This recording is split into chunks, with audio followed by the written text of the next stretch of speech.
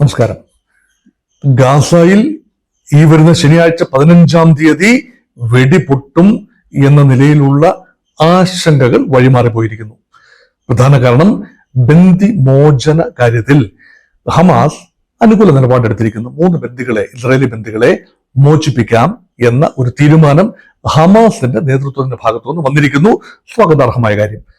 നമുക്കറിയാമല്ലോ, 100-ൽ പരം ബന്ദികൾ ഇനിയും വിട്ടുകിട്ടാനുള്ളതിൽ 3 ഘട്ടങ്ങൾ, വെടിനിർത്തലിന്റെ 3 ഘട്ടത്തിൽ 33 ബന്ദികളെ ആദ്യഘട്ടത്തിലും പിന്നീട് 2 ഘട്ടങ്ങളിലായി ബാക്കിയുള്ള ബന്ദികളെയും മോചിപ്പിക്കാം എന്ന കരാർ. അതിന് പകരമായി ഇസ്രായേൽ ആയിരക്കണക്കിന് പലസ്തീൻ വംശജരെ ഇസ്രായേൽ തടവിലുള്ള പലസ്തീൻകാരെ മോചിപ്പിക്കും എന്ന ധാരണ പകുതി വഴിയായില്ല, തുടക്കത്തിൽ തന്നെ കല്ലുകടി ഉണ്ടായി.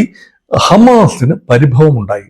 അതായത് ഇസ്രായേൽ വെടിനിർത്തൽ കരാർ ലംഘിക്കുന്നു, സുഗമമായ യാത്രാ സൗകര്യങ്ങൾ അനുവദിക്കുന്നില്ല, ദുരിതാശ്വാസ സാമഗ്രികൾ, മരുന്ന് വിതരണം, വെള്ള വിതരണം, ഇന്ധന വിതരണം അട്ടിമറിക്കാൻ ശ്രമിക്കുന്നു.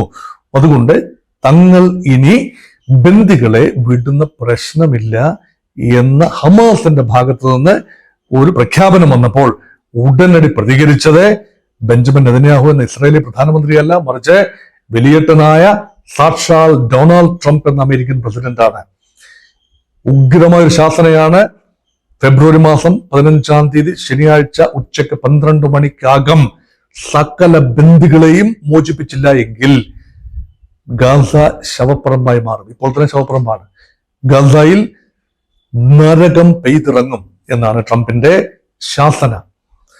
അത് കണ്ട് ഭയപ്പാടോടുകൂടിയാണോ, അതോ പ്രായോഗിക ബുദ്ധി കാരണമാണോ, അതോ മറ്റെന്തെങ്കിലും വിവേകപൂർവമായ നിലപാട് കൊണ്ടാണോ, ഒരുപക്ഷെ മധ്യസ്ഥരായി പ്രവർത്തിക്കുന്ന ഈജിപ്തിന്റെയും അതുപോലെ ഖത്തറിന്റെയും ഇടപെടൽ കൊണ്ടാണോ, ചില ഗ്യാരന്റികൾ ഹമാസിന് കൊടുത്തത് കൊണ്ടാണോ എന്നറിയില്ല. പല കാരണങ്ങൾ പറയും. പലരും അവരവരുടെ താല്പര്യം അനുസരിച്ച് പല കാരണങ്ങൾ പറയും. പക്ഷെ എന്ത് കാരണത്താണെങ്കിലും ഹമാസ് ഇപ്പോൾ തീരുമാനിച്ചിരിക്കുന്നു, തുടരും, ബന്ദിമോചനം തുടരും. എല്ലാ ബന്ദികളെയും അല്ല, കരാർ അനുസരിച്ച് വിട്ടുകിട്ടേണ്ട 33 ബന്ദികളിൽ ഏതാണ്ട് 19 പേരോളം മോചിപ്പിക്കപ്പെട്ട് കഴിഞ്ഞു. ഇനിയുള്ള 3 പേരെയാണ് ഈ ആഴ്ച വിടേണ്ടത്. അവരെ മോചിപ്പിക്കാനുള്ള തീരുമാനം എടുത്തിരിക്കുന്നു. അത് തീർച്ചയായും സ്വാഗതാർഹമായ കാര്യമാണ്. അത് പറഞ്ഞ് ഇനിയിപ്പോൾ ഗാസയുടെ മേൽ വെക്കിട്ട് കയറാൻ ആർക്കും പറ്റില്ല എന്ന് അർത്ഥം. അതേസമയം ബാക്കിയുള്ള ബന്ദികളുടെ കാര്യമോ? എത്ര പേരാണ് ഈ 100ഓളം പേരിൽ എത്ര പേര് ജീവിച്ചിരിപ്പുണ്ട്? ഇപ്പോൾ കൈമാറാൻ കഴിയുന്നത് അവർ ജീവനോടെ ഉള്ളത് കൊണ്ടാണ്. 2-ാം ഘട്ടത്തിലേക്ക് വരുമ്പോൾ ഈ 33 പേരെ ഒരുപക്ഷെ കൈമാറാൻ കഴിയും. പക്ഷെ അതിനുശേഷം എത്ര പേര് ജീവനോടെയുണ്ട്, ആരോഗ്യസ്ഥിതിയിൽ ഉണ്ട് എന്നത് വലിയ ചോദ്യമാണ്.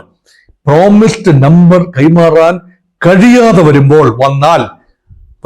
വന്നാൽ തീർച്ചയായും ആ കാരണം പറഞ്ഞുകൊണ്ട് വെടിനിർത്തൽ ലംഘിക്കുകയും വീണ്ടും ഇസ്രായേൽ ഹമാസിനെതിരെ അല്ലെങ്കിൽ ഗാസ മണ്ണിലേക്ക് വലിയ ആക്രമണം, ഇപ്രാവശ്യം കഴിഞ്ഞ പ്രാവശ്യത്തേക്കാൾ ക്രൂരമായിരിക്കാൻ സാധ്യതയുണ്ട്, ആക്രമണം നടത്താനുള്ള സാധ്യതയും തള്ളിക്കളയാനാവില്ല.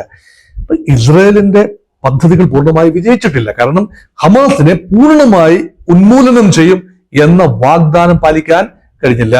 ബന്ദികളെ ബലം പ്രയോഗിച്ച് ആണെങ്കിലും കൊണ്ടുവരും എന്ന വാഗ്ദാനവും ഇസ്രായേലിനെ പൂർത്തീകരിക്കാൻ കഴിഞ്ഞിട്ടില്ല.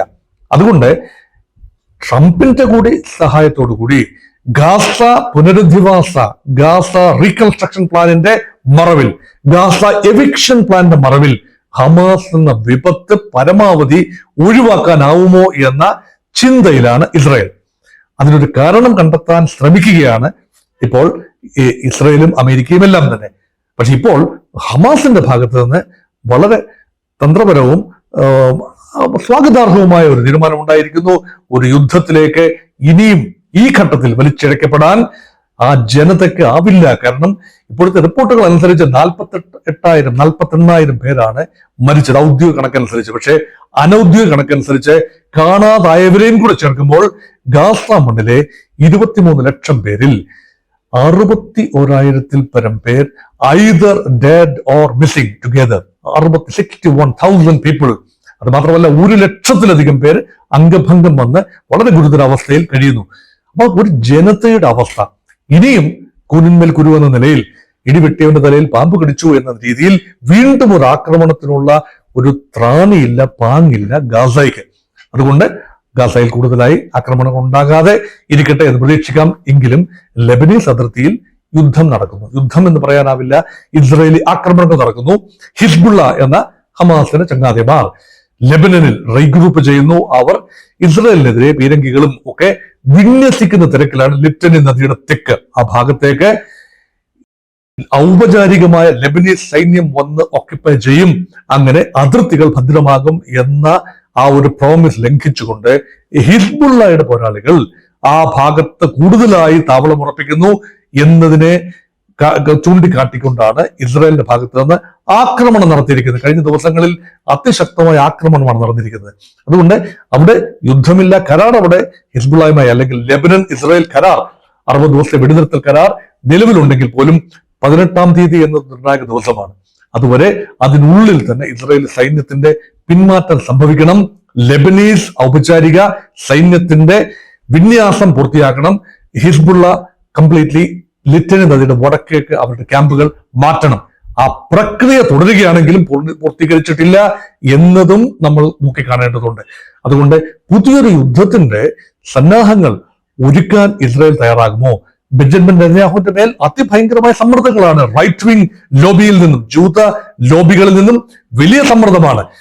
ഹമാസിന്റെ തീരുമാനങ്ങൾക്ക് വഴങ്ങി എന്നും അല്ലെങ്കിൽ മധ്യസ്ഥർ ആഗ്രഹിച്ചതിലധികം കാര്യങ്ങൾ ഇസ്രായേൽ കൊടുക്കേണ്ടി വന്നു എന്നും മധ്യസ്ഥർ ഇടപെടൽ കൊണ്ട് ആ ഒരു തീരുമാനമെല്ലാം ഉള്ളതുകൊണ്ട് ഇസ്രായേലിനും പൂർണ്ണമായി സംയമനം പാലിച്ചടങ്ങിയിരിക്കാനും ഒരുപക്ഷെ ആവാത്ത ഒരു ഘട്ടത്തിലാണ്.